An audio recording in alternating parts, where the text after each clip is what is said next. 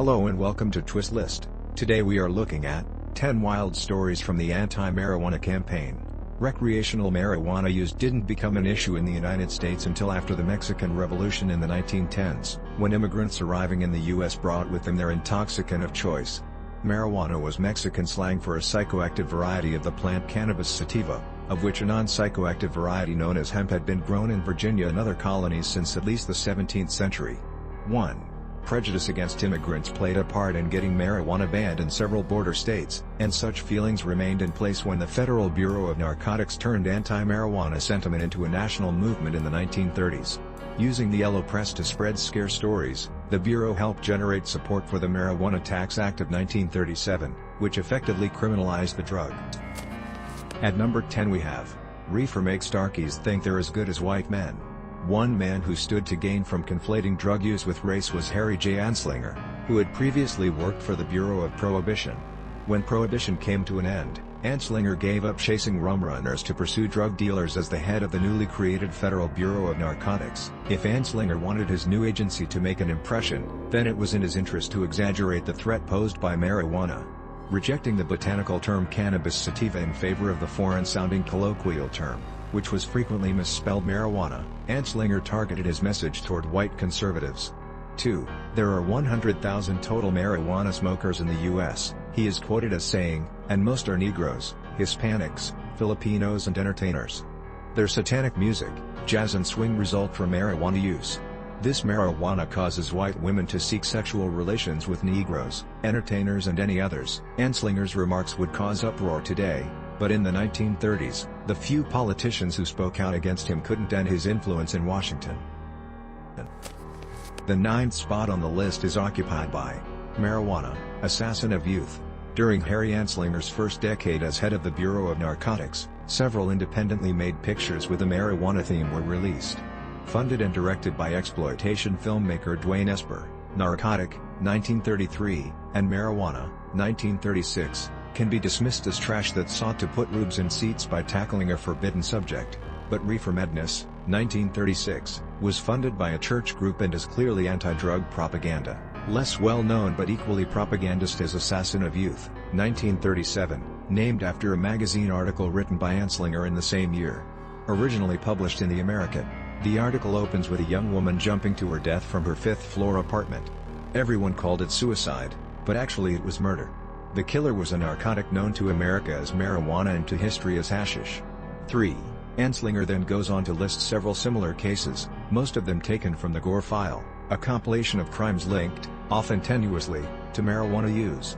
Several of these stories are referred to in the movie when an undercover reporter is shown The Marijuana Menace, a short film compiled from articles published in some of our best magazines.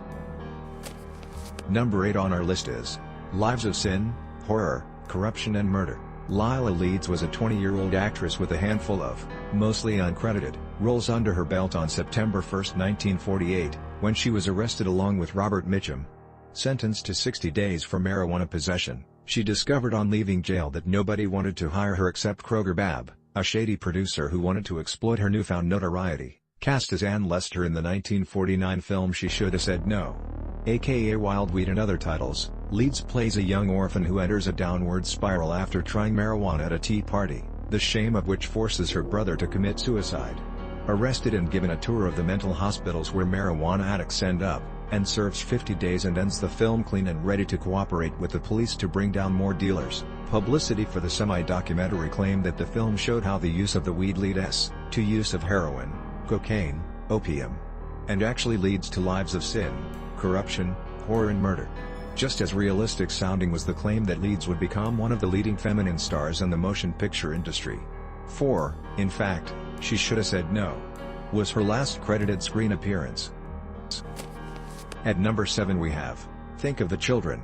In Assassin of Youth, Anslinger called for campaigns of education in every school, so that children will not be deceived by the wiles of the peddlers, but will know of the insanity, the disgrace, the horror which marijuana can bring to its victim.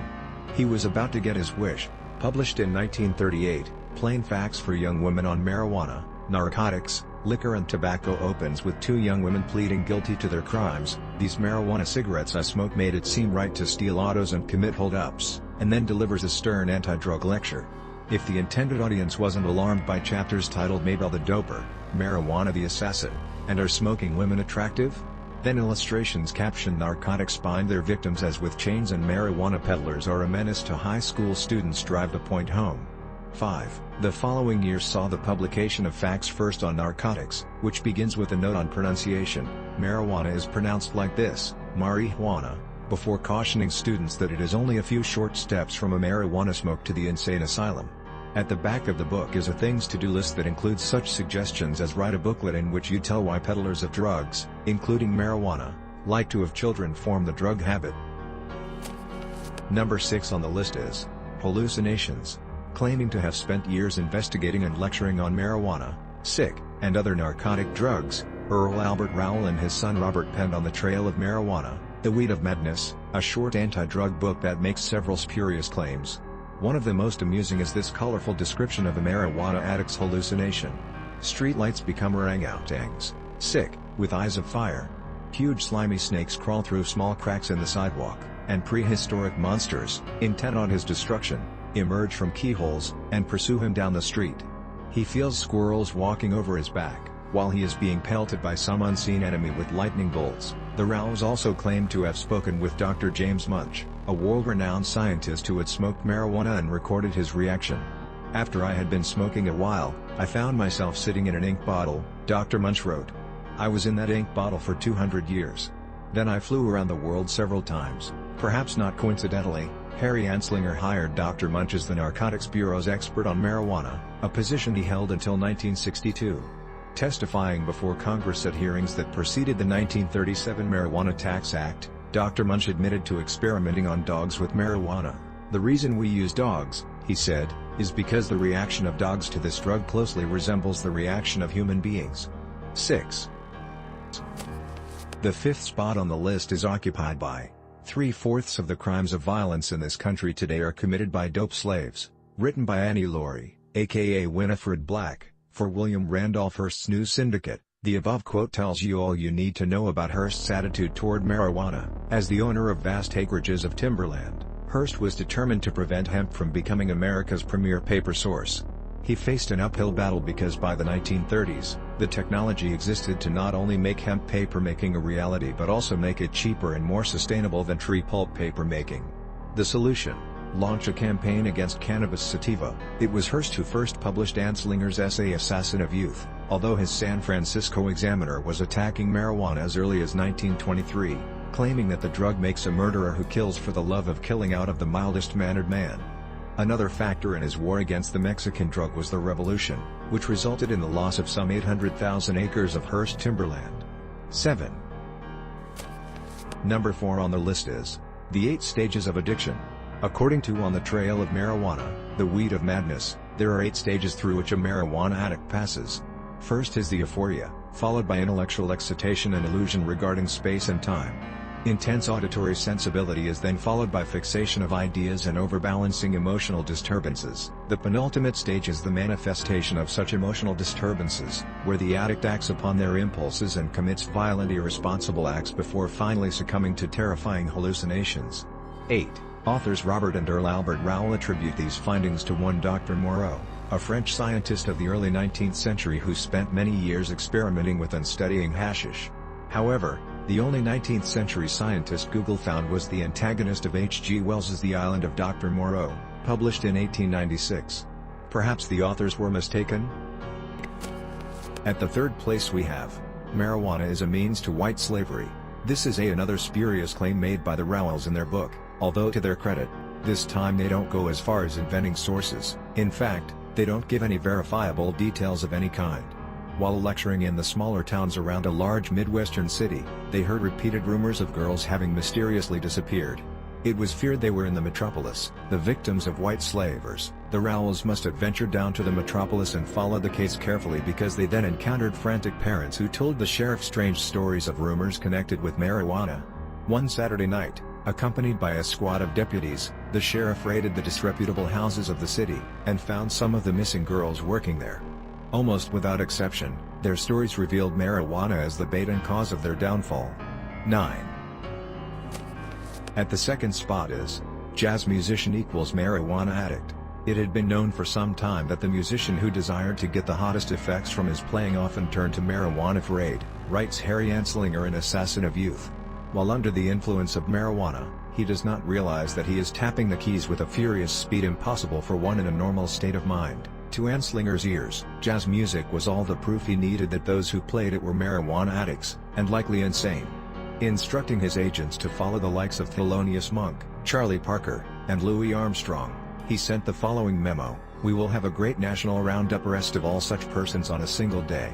I will let you know what day," giving Washington his assurance that he would not target the good musicians, but the jazz type. Anslinger didn't find the jazz community easy to fracture. He could find no one willing to confess or give up their colleagues. In fact, as soon as one musician was arrested, his friends bailed him out. As the Treasury Department lost patience, Anslinger instead switched his focus to Billie Holiday, an easy target because not only did she use heroin, but her background meant there were unscrupulous characters ready to pass information about her to the authorities. 10. Anslinger's pursuit of the singer began in 1939 and lasted until her death in 1959. Even as she lay dying in New York City's Metropolitan Hospital, narcotics agents handcuffed her to the bed, confiscated her possessions, and restricted visitors. She implored one friend, "They're going to kill me. They're going to kill me in there. Don't let them." And finally, at number 1. He killed his family with an axe.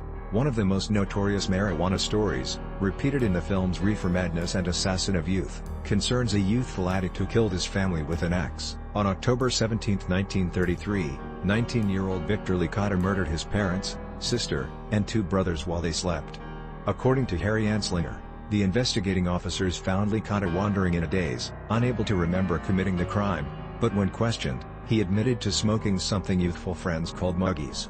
Licata was subsequently committed to a mental hospital, where he killed another patient before taking his own life. 11. Though the crime seemed to fit Anslinger's belief that marijuana eliminated the line between right and wrong, there was a more jarring explanation for the teenager's behavior. Because Licata's parents were first cousins, and 2 other relatives were committed to asylums, the examining psychiatrist concluded that his actions were the result of hereditary insanity. The conclusion was bolstered by the fact that the police had previously attempted to have Licata committed and that one of his brothers was diagnosed with dementia precox. Committed to Florida State Mental Hospital, Licata was diagnosed as suffering dementia precox with homicidal tendencies. Dwayne Bradley is the author of the non-fiction books Schlock Treatment and Hillbilly Horror Show. His article on Video Nasties appeared in issue number 1 of Red Room magazine. Thanks for watching. If you enjoyed this video and would like to see more, then please hit the subscribe button.